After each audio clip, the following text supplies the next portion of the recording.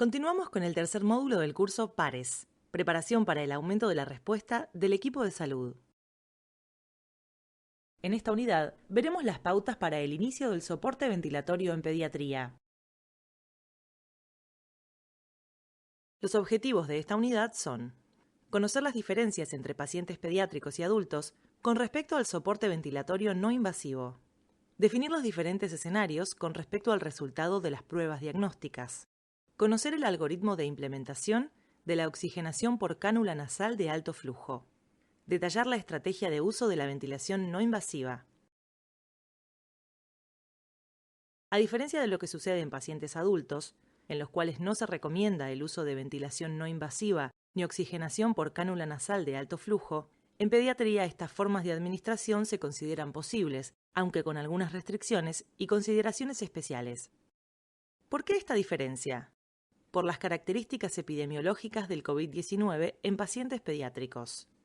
Si bien todo caso de infección respiratoria aguda baja, que llamaremos IRAB, será considerado sospechoso de COVID-19, se espera, de acuerdo con el comportamiento observado en otros países, que la prevalencia en pacientes pediátricos sea baja y que los gérmenes sean los habituales de la época invernal, como virus sincicial respiratorio, influenza, parainfluenza y adenovirus.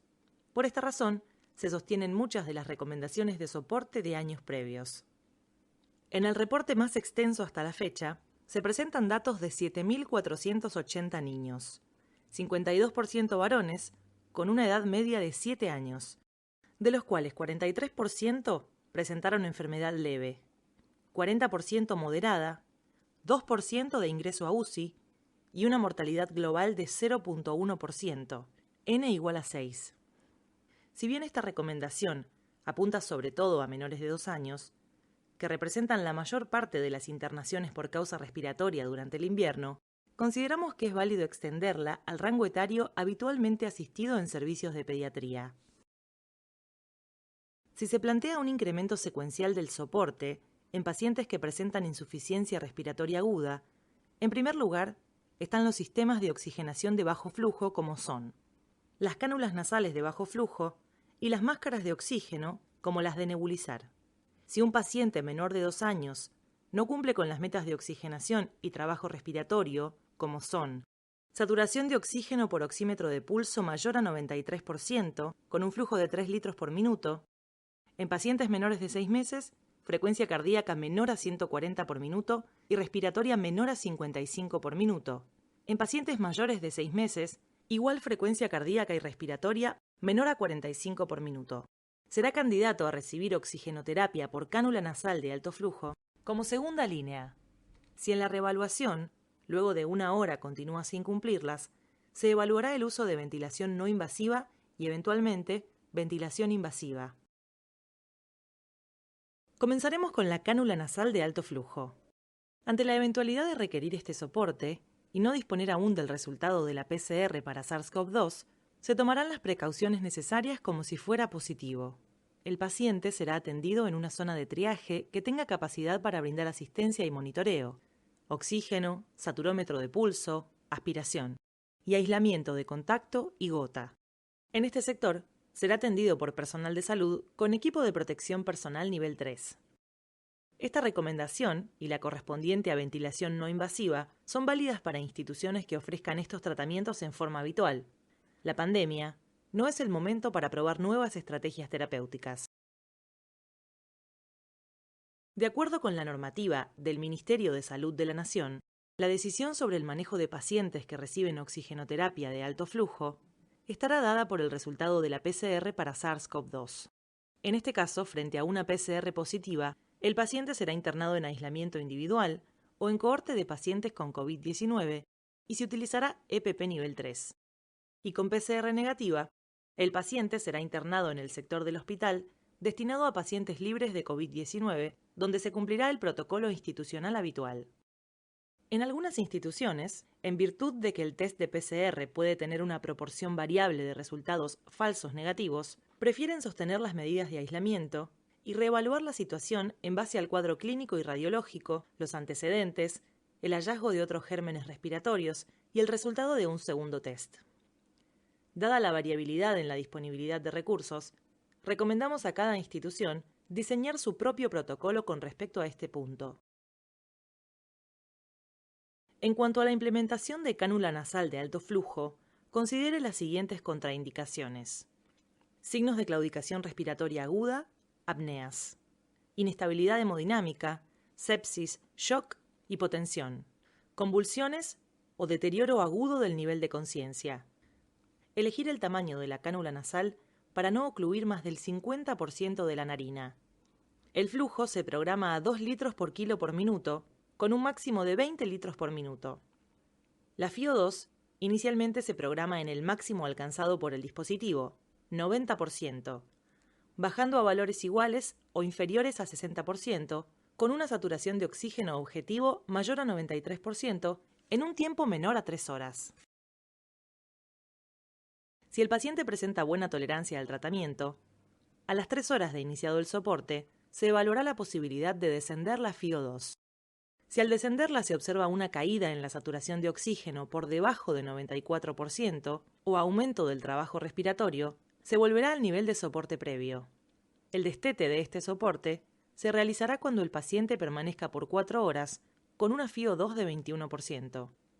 La presencia de las siguientes situaciones clínicas determina el fracaso del soporte con cánula nasal de alto flujo o CENAF. 1. Imposibilidad de lograr una saturación de oxígeno igual o mayor a 94%. 2.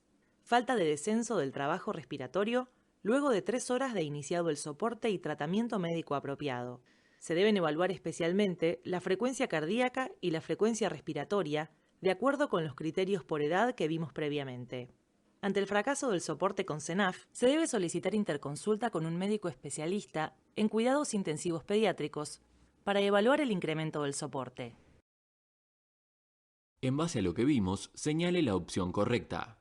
A. Los pacientes pediátricos con COVID-19 tienen una epidemiología similar a la de los adultos. B. Se contraindica el uso de CENAF en pacientes pediátricos con COVID-19 porque aumenta la mortalidad. C. El uso de CENAF en esta pandemia puede hacerse de la manera habitual independientemente del resultado de la PCR. D. El protocolo de uso de CENAF implica cambios en la FiO2 pero no en el flujo. Correcto. El flujo se programa a 2 litros por kilogramo por minuto hasta un máximo de 20 litros por minuto y no se cambia.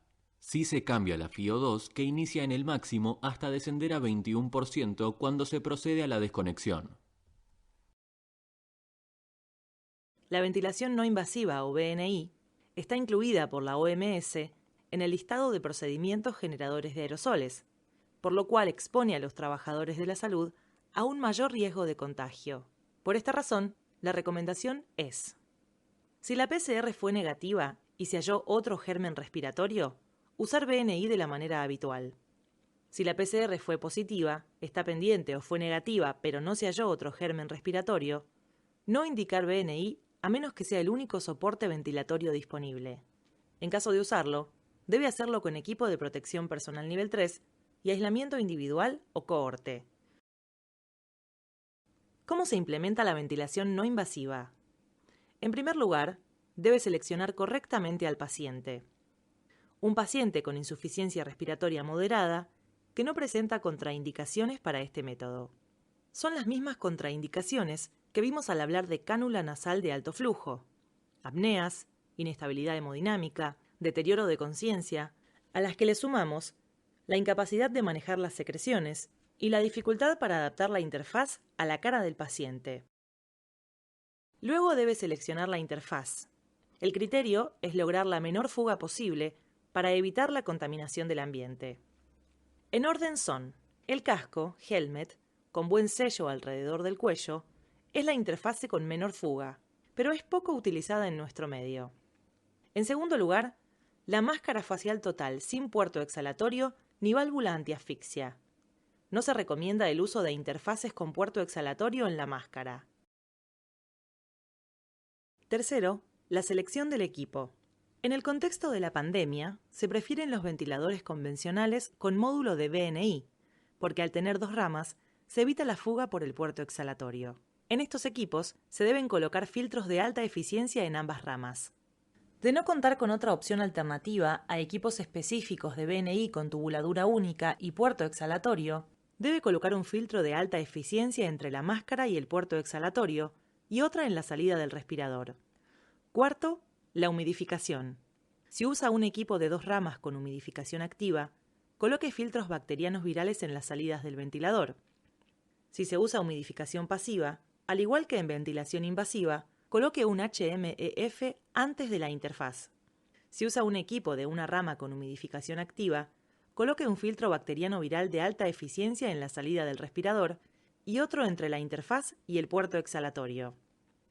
Si usa humidificación pasiva, coloque un filtro a la salida del equipo y un HMEF antes de la interfaz. Quinto, el ajuste de parámetros ventilatorios no difiere del de otras patologías que cursan con insuficiencia respiratoria aguda hipoxémica, por lo que no nos extenderemos en este apartado. Se debe recordar que es un fallo respiratorio hipoxémico de rápida progresión y que la demora en la intubación aumenta la mortalidad. La prueba debe ser corta, no superior a 2 horas, con un monitoreo estrecho de los signos de deterioro clínico que indiquen fracaso de la técnica. Los criterios de fracaso deben seguir los protocolos institucionales y, de presentarse, proceder al inicio de ventilación mecánica invasiva. A modo de guía, iniciaremos con una presión inspiratoria de 5 a 7 centímetros de agua sobre PIP y una PIP entre 5 y 8 centímetros de agua. El nivel de sensibilidad para el disparo deberá fijarse en cada caso de acuerdo a las características del patrón ventilatorio del paciente. La FiO2 se ajustará de acuerdo con el ventilador usado, blender, en el caso de un equipo de 2 ramas con una fracción inferior a 60%, o bien un flujo externo de oxígeno de 1 a 2 litros minuto en el caso de un equipo de ventilación no invasiva de una rama. Recuerde que la prueba terapéutica debe ser corta y que el retraso en la intubación incrementa la mortalidad. En base a lo que vimos, señale la opción correcta. A. La interfaz recomendada para la BNI es la máscara nasal. B. En principio, no se recomienda el uso de BNI en pacientes con COVID-19 por el alto riesgo de aerosolización. C. Los equipos recomendados son los de una rama porque aerosolizan menos. D. La evaluación de la efectividad de la BNI debe hacerse a las 6 horas de su inicio. Correcto. Dado el riesgo de aerosolización, solo debería emplearse en caso de no contar con otra estrategia y se debe realizar con equipo de protección máxima para el personal de salud. Lo invitamos a continuar con la unidad 3, estrategias ventilatorias.